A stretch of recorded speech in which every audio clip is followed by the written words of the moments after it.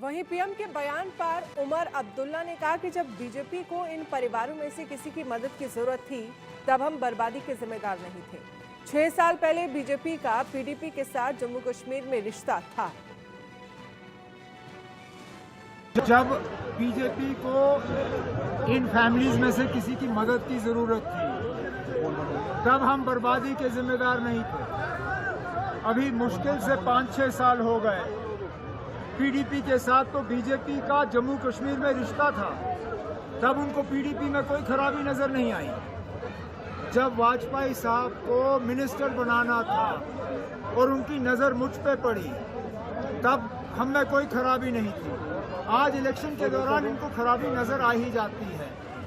आप यकीन माने, कल को अगर बीजेपी के नंबर कम पड़े और पीडीपी ने उनको दोबारा मदद करने का फैसला किया, उनको पीडीपी में कोई खराबी नजर नहीं आएगी। ये वक्त की बात है ना, ये सियासी तकरीरें होती हैं और इलेक्शन के बाद इन चीज़ों को बुलाया जाता है।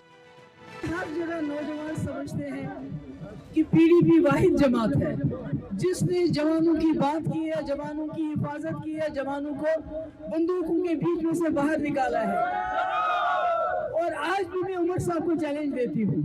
मैं कहती हूँ, आपने अपने दौर में हजारों नौजवानों के खिलाफ एफआईआर दर्ज किए। महबूबा मुफ्ती ने बीजेपी सरकार के साथ हाथ मिला के 12,000 एफआईआर वापस लिए। अगर उसको जुर्रत है तो मुझे बताइए, एक एफआईआर वापस करके दिखा दे मुझे। दूसरी बात, मैंने बीजेपी सरकार में रसाना में केस हुआ, न सिर्फ 2 मिनिस्टर ड्रॉप किए बल्कि 8 लोगों को उम्र कैद की सजा दिलाई। आज उन 2 मिनिस्टरों में लाल सिंह एक मिनिस्टर है जिसकी वकालत, जिसके लिए वोट मांगने के लिए नेशनल कॉन्फ्रेंस के लोग जाते हैं। अगर जरूरत है तो उसके खिलाफ बात करके दिखा दे। और वहीं आपको टीवी स्क्रीन पर 4 तस्वीरें दिखाते हैं जहां पीएम मोदी की डोडा में रैली से पहले आतंक पर सबसे बड़ा प्रहार हुआ। जम्मू कश्मीर के बारामूला में 3 आतंकी मारे जा चुके हैं और वहीं किश्तवाड़ में आतंकियों से मुठभेड़ में सेना के 2 जवान शहीद हुए, 2 घायल हो गए हैं। अभी भी सर्च ऑपरेशन जारी है। ये 4 तस्वीरों के जरिए आप देखिए, प्रधानमंत्री नरेंद्र मोदी की रैली, बारामूला में 3 आतंकियों को ढेर किया गया, किश्तवाड़ में एनकाउंटर और सबके बीच 2 जवान हमारे शहीद हुए हैं और 2 घायल हैं। लेकिन आतंकियों के खिलाफ लगातार सर्च ऑपरेशन जारी है।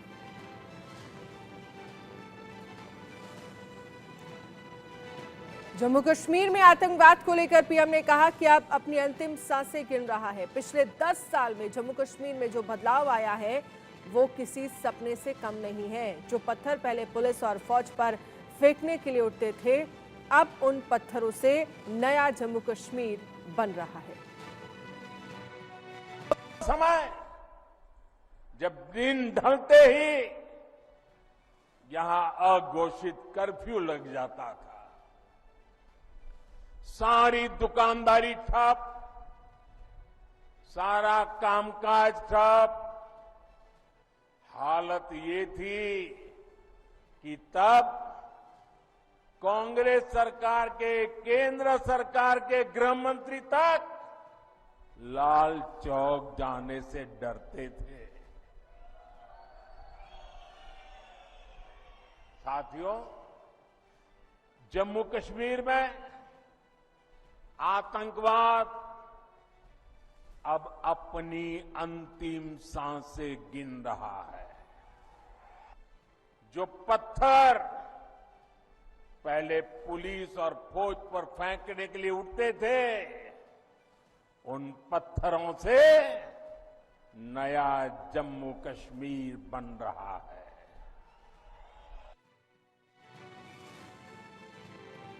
अब देश के सवाल में कुछ सवाल हमारे भी हैं। मोदी ने कश्मीर बदला, क्या घाटी में लहराएगा भगवा?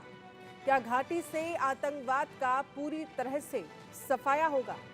जम्मू कश्मीर में चुनाव, पाकिस्तान में आखिरकार तनाव क्यों है?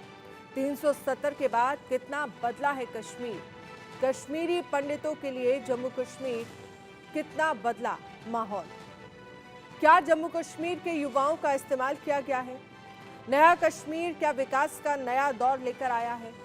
क्या कश्मीर को खानदान की राजनीति ने बर्बाद किया है? क्या अलगाववाद को बढ़ावा देने वालों को मोदी ने सबक सिखाया है? कश्मीर में टेरर फंडिंग, आतंक और अलगाववाद को गहरी चोट पहुंची है। क्या कश्मीर में टेररिज्म मिनिमम और टूरिज्म मैक्सिमम हुआ है? ये तमाम सवाल हैं जिनका हम जवाब तलाशने की कोशिश करेंगे। इसके साथ ही तमाम खास मेहमान हमारे साथ जुड़ गए हैं। विजय शर्मा बीजेपी प्रवक्ता हमारे साथ जुड़ गए हैं। सुशील वकील वरिष्ठ पत्रकार, डॉक्टर सुखविंदर सिंह प्रवक्ता नेशनल कॉन्फ्रेंस हमारे साथ जुड़ गए हैं। मेजर जनरल रिटायर्ड अनुज माथुर रक्षा विशेषज्ञ हमारे साथ जुड़ गए हैं। लेकिन हमारे साथ आप सभी का बहुत बहुत स्वागत है। और सबसे पहले शुरुआत जो है वो विजय शर्मा जी बीजेपी के प्रवक्ता हैं, मैं आपसे करना चाहूंगी। प्रधानमंत्री नरेंद्र मोदी की आज रैली, जिसमें धुआंधार प्रचार तो किया गया, साथ ही इस बात का जिक्र पीएम की तरफ से किया गया है कि जो अलगाववाद की राजनीति है, जो परिवारवाद की राजनीति है, उसने जम्मू कश्मीर को खराब किया है। युवाओं का फायदा उठाया गया और इसके साथ ही युवाओं के भविष्य को दांव पर लगा दिया गया। लेकिन इसी पर उमर अब्दुल्ला का भी बयान सामने आया है, आप क्या कहेंगे? देखिए, जम्मू कश्मीर के जो आज हालात है, हम सपने में भी नहीं सोच सकते थे कि वहाँ कोई लाल चौक के ऊपर तिरंगा और वहाँ पर किस तरह से झांकियाँ जन्माष्टमी की निकल सकती हैं, किस तरह से शाही खानदान के बहन और भाई वहाँ स्नोफॉल में और बर्फ से खेल सकते हैं। आपने देखा होगा कांग्रेस के तत्कालीन जो गृह मंत्री थे, उनका खुद का कबूलनामा है कि मुझे जम्मू कश्मीर में जाने में डर लगता था। तो आज हमने देश के हालात और खासकर जम्मू कश्मीर के हालात इस तरह से बदले हैं कि वहाँ विकास की एक नई धारा बह रही है। वहाँ आप देखेंगे जो ये इलेक्शन है, जैसे कि हमारे यशस्वी प्रधानमंत्री जी ने कहा है कि ये 3 खानदान वर्सेस नौजवान का है। आज जो पहले पत्थर हमारी पुलिस और फौज पर फेंके जाते थे, आज उन पत्थरों से घर, मकान और मतलब नौजवान अपना कैरियर बना रहे हैं। तो वहाँ किसी तरह से 370-35 से हटा के किस तरह से हमने अपने वाल्मीकि भाइयों को आरक्षण देने का काम किया, जो बाबा साहब अम्बेडकर का सपना था वो अधूरा था, उस सपने को पूरा करने का काम हमने किया है। तो वहाँ कैसे एक देश, 2 विधान, 2 निशान थे, उसके लिए हमारी भारतीय जनता पार्टी के, आपने देखा होगा श्यामा प्रसाद मुखर्जी जी कैसे डंडे खा के और उन्होंने इसके लिए शहादत भी दी। तो हमारे मैनिफेस्टो में हमेशा लिखा होता था। आज आप वहां देखेंगे, अभी दिल्ली से जो जम्मू तक एक्सप्रेसवे हाईवे बन रहा है, उसमें 6 घंटे में हम जम्मू कश्मीर के अंदर पहुंच जाएंगे। उसमें हमारे वहाँ के किसान भाई अपनी फसलों को दिल्ली आजादपुर मंडी ला सकते हैं। वहाँ के जितने फ्रूट हैं, फ्रूट विक्रेता यहाँ फ्रूट ला सकते हैं और एक कनेक्टिविटी बढ़ेगी, व्यापार बढ़ेगा, लोगों का आना जाना बढ़ेगा। मेडिकल सीटें किस तरह से हमने युवाओं के लिए बढ़ा दी है वहाँ पे,